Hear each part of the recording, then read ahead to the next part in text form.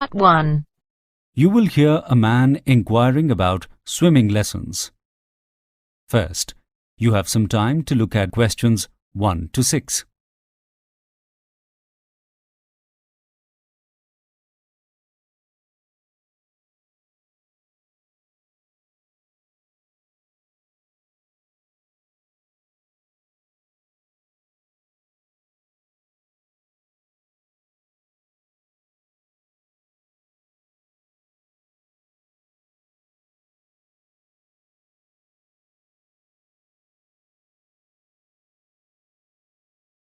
Listen carefully and answer questions 1 to 6.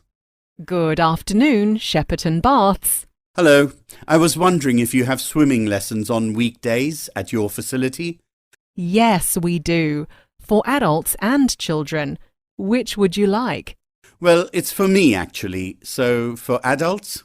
We have adult beginners courses on Monday and Wednesday evenings. You can choose which evening is more convenient. You have to book in advance though, as each course goes for 8 weeks of 75-minute lessons. The next course starts in March. Do I really have to wait that long?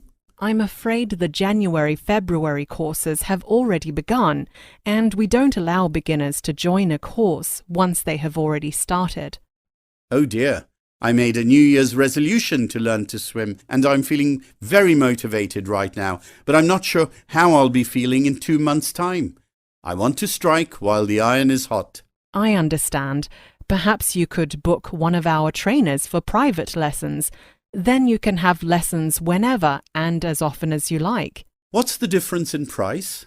Well, the adult beginners course is a total of £120 for the course that needs to be paid in advance. Per hour, it works out to be £10 per hour. It's inexpensive because it's an initiative subsidised by the government, the same as children's swimming lessons. If you wanted to have private lessons with a swimming trainer, that would be at the personal trainer rate, which is £35 an hour. Wow, that's nearly 4 times as much.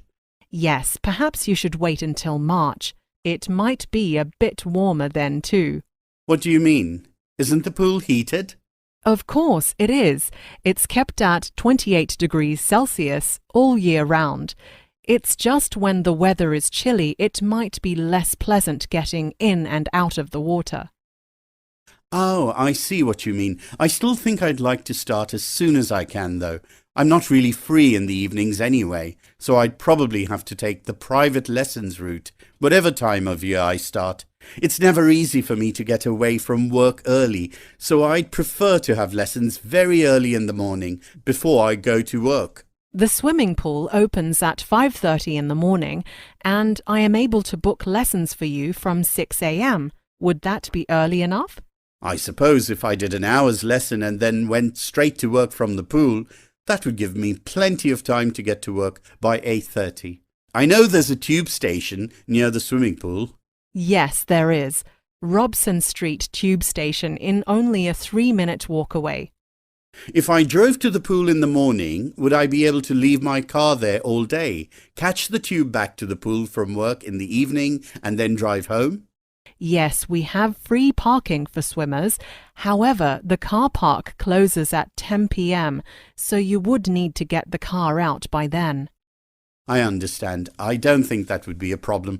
So let's book my first lesson then.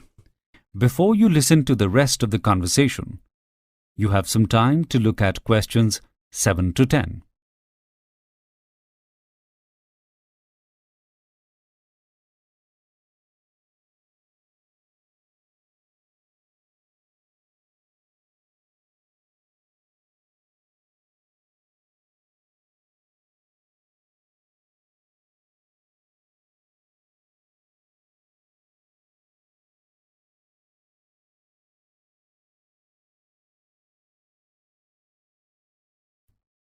Now listen and answer questions 7 to 10. What's your name? Martin Reynolds. That's Reynolds. Okay, Mr. Reynolds.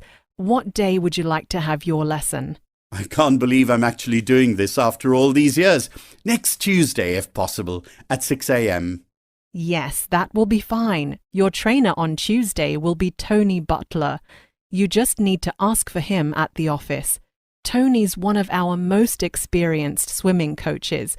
Can you give me your email address so I can send you a confirmation? It's martin95@mailbox.com. Thank you. Well, if that's all, What about payment? you can either pay online, you'll get a link with the confirmation, or you can pay at the office next Tuesday before or after the lesson. We accept cash and all cards.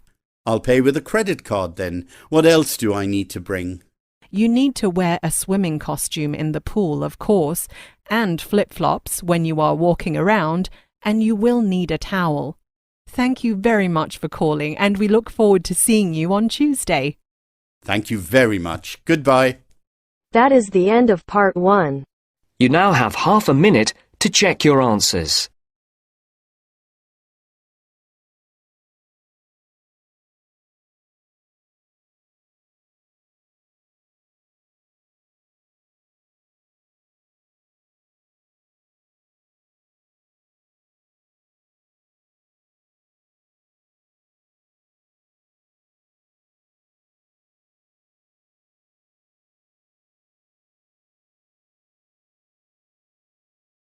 Now turns to part 2. Part 2.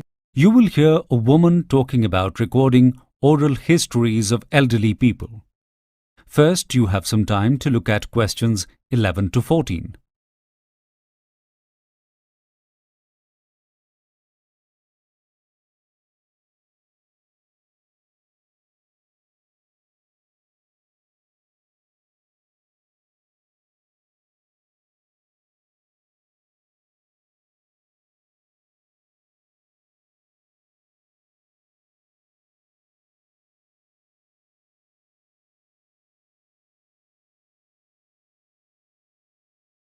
Now listen carefully and answer questions 11 to 14.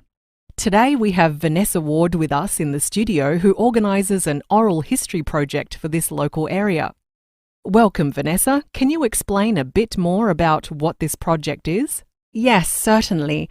Our oral history project is an historical record directly spoken by elderly members of the community. We interview people about their lives and record their responses on video. This way we have a permanent record of the life stories of many local people. What we read in history books is often very broad and rarely touches on local experiences. This is a chance to find out what life was like in the early part of last century, with first-hand accounts of those who actually experienced it. The interviews have all been catalogued and are available as either the full videos or as written transcripts on the website of the local library for anyone all over the world to watch or read. So far, we have interviewed more than 50 people, and what is particularly fascinating is how varied the experiences of all our interviewees have been. Sometimes it seems incredible that they were all alive in the same time period. Their lives have all been so different. Most of the people we have interviewed have been residents of nursing homes and retirement villages in the area. When we first asked them to participate, many of them were shy and hesitant. But as soon as the camera was turned on and a few questions asked, I was amazed to see how animated they became as they talked about their early lives. I think they even surprised themselves at how much they can remember. We have heard a lot about people's childhoods during the Depression and their wartime experiences at home and abroad. Many stories were tragic, and others light and humorous, but they all contained a sense of resilience and community interaction. We have uncovered stories from farmers and shopkeepers, soldiers and refugees, musicians and artists. We have had stories of world travel and other stories from people who have never left the area. Before you hear the rest of the conversation, you have some time to look at questions 15 to 20.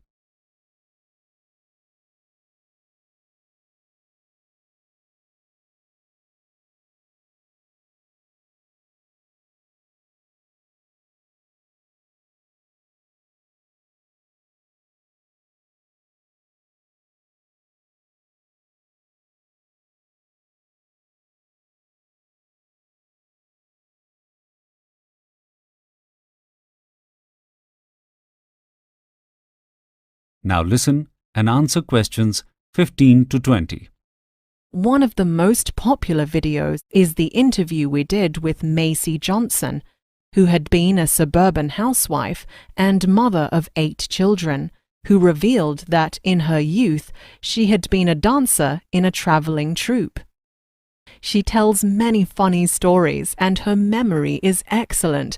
None of her living family had any idea that she had lived this life before she was married.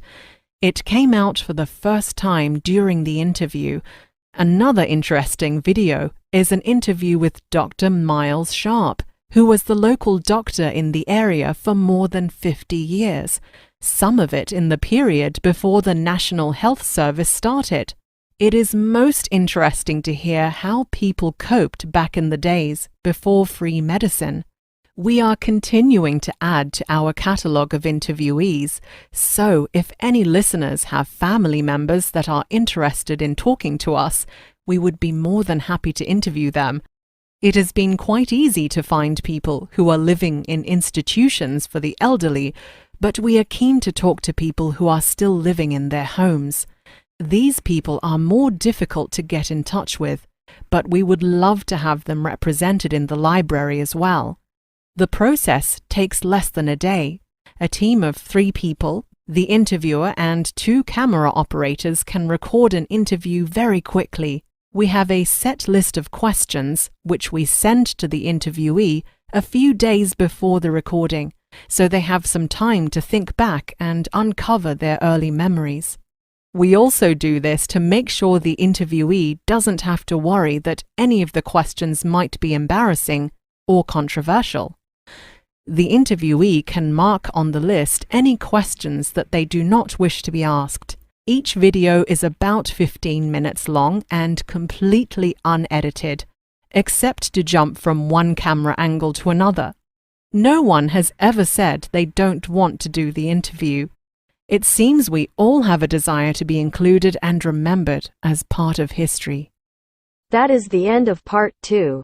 You now have half a minute to check your answers.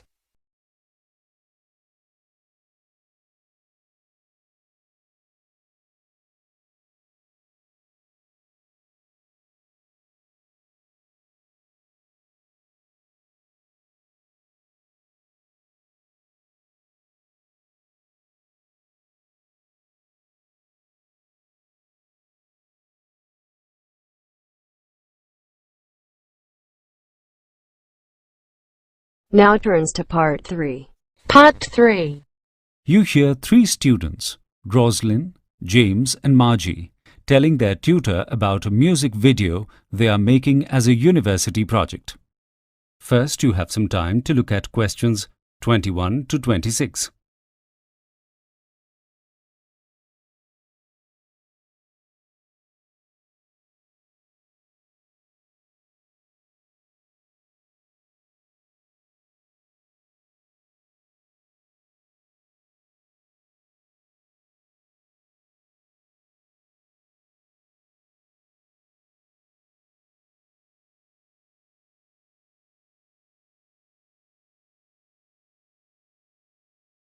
Now listen carefully and answer questions 21 to 26. Rosalind, James and Margie, how are you going with your project for making a 3-minute music video?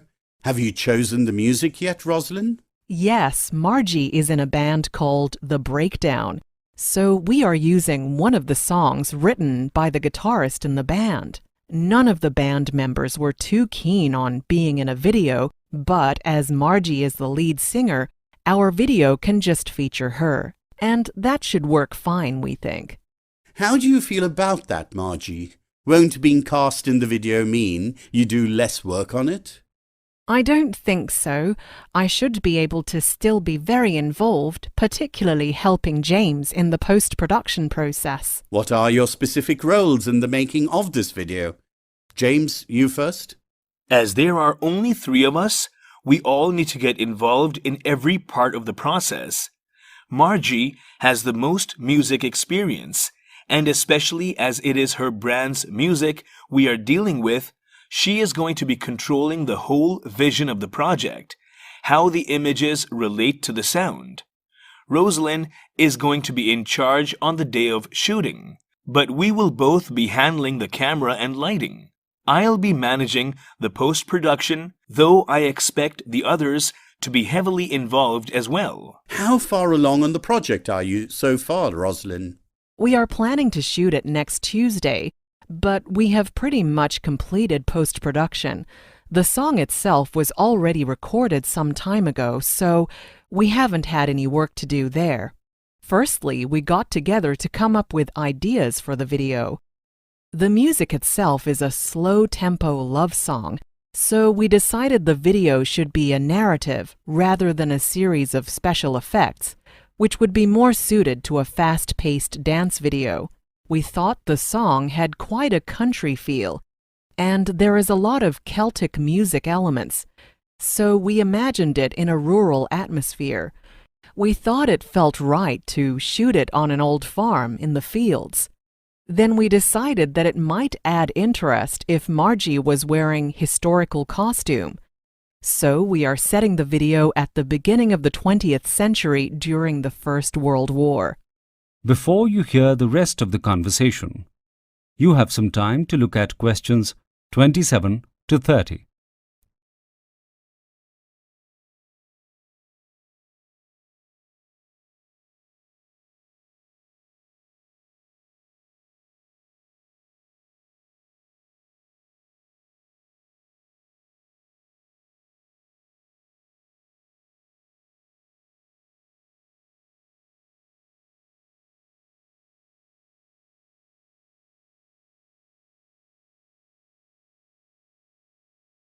Now listen and answer questions 27 to 30.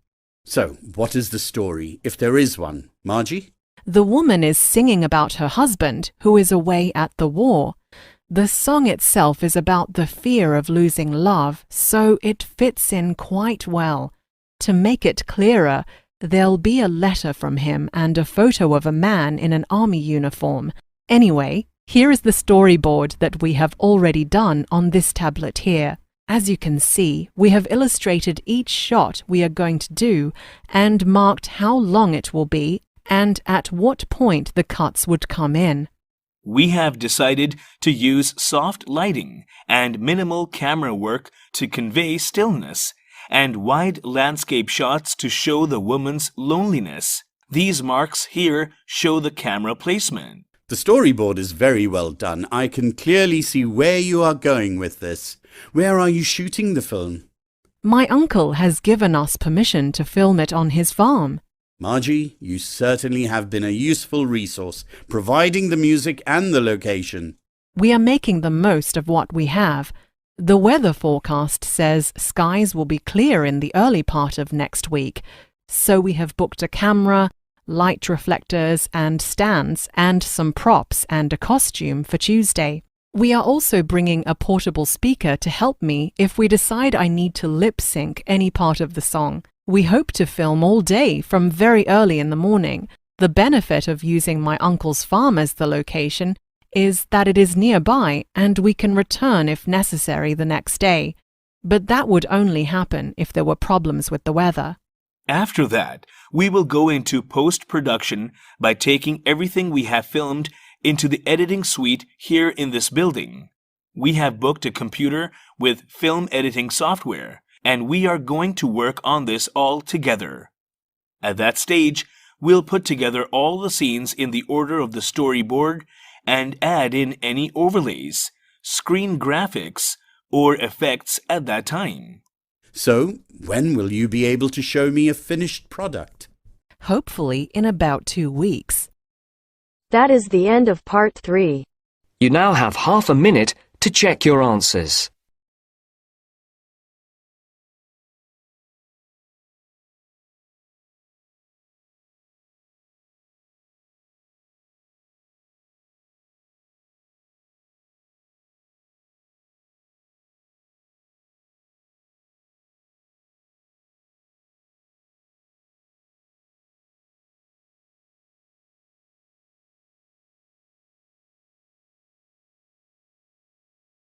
Now turns to Part 4.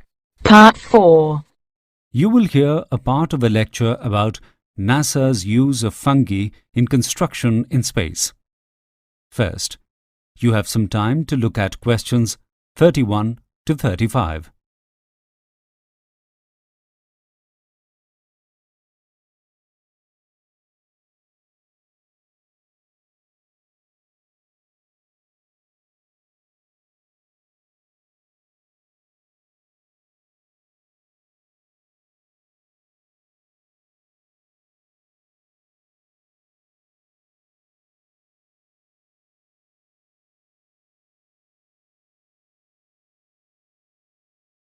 Now listen carefully and answer questions 31 to 35.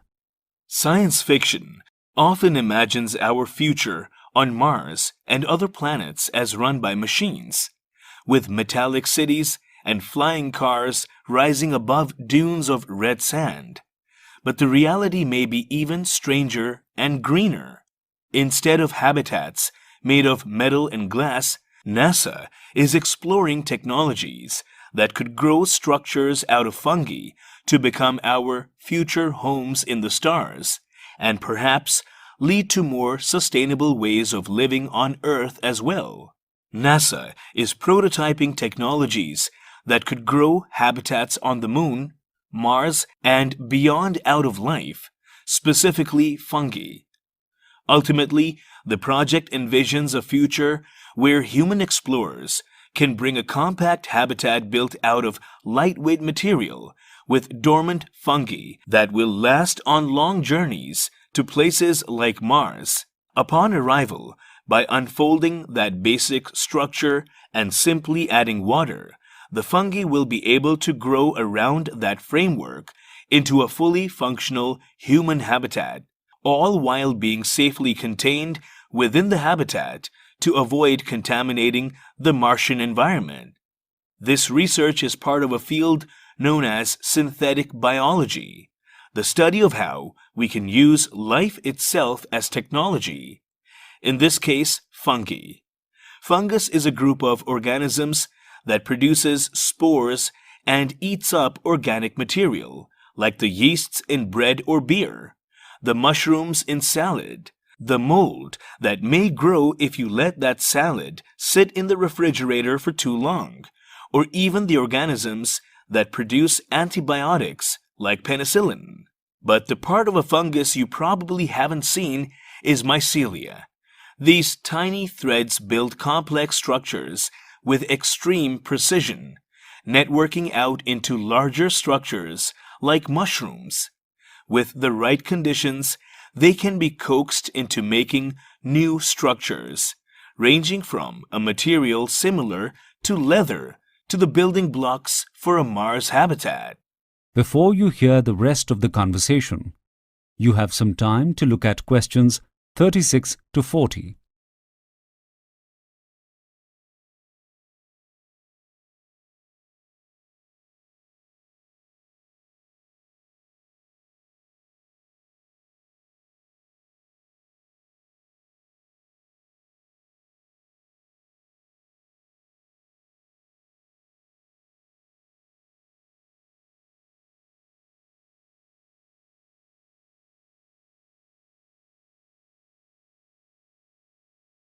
Now listen and answer questions 36 to 40. This architectural project can't be just designing a shell. It's designing a home.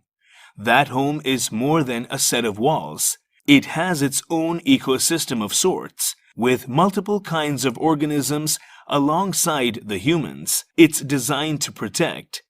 Just like the astronauts, fungal mycelia is a life form that has to eat and breathe. That's where something called cyanobacteria comes in, a kind of bacterium that can use energy from the sun to convert water and carbon dioxide into oxygen and fungus food. These pieces come together in an elegant habitat concept with a 3-layered dome.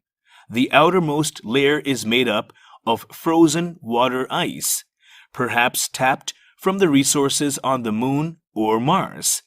That water serves as a protection from radiation and trickles down to the second layer, the cyanobacteria.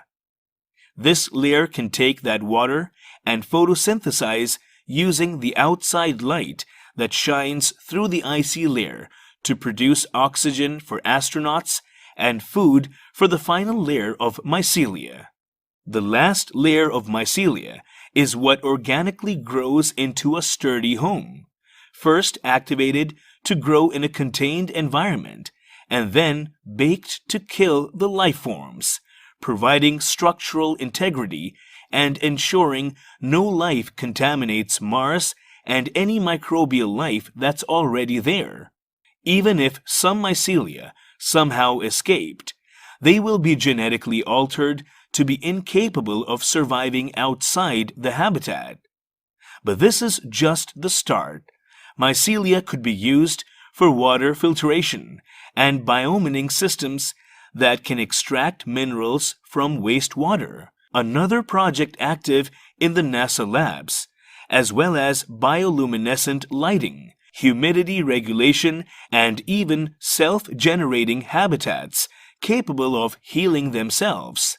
And with about 40% of carbon emissions on Earth coming from construction, there is an ever-increasing need for sustainable and affordable housing here as well.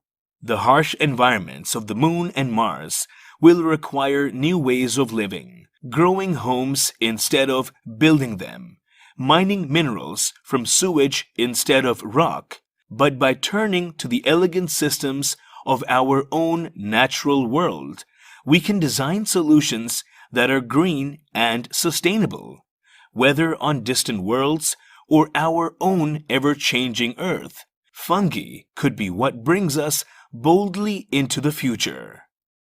That is the end of part 4. You now have half a minute to check your answers.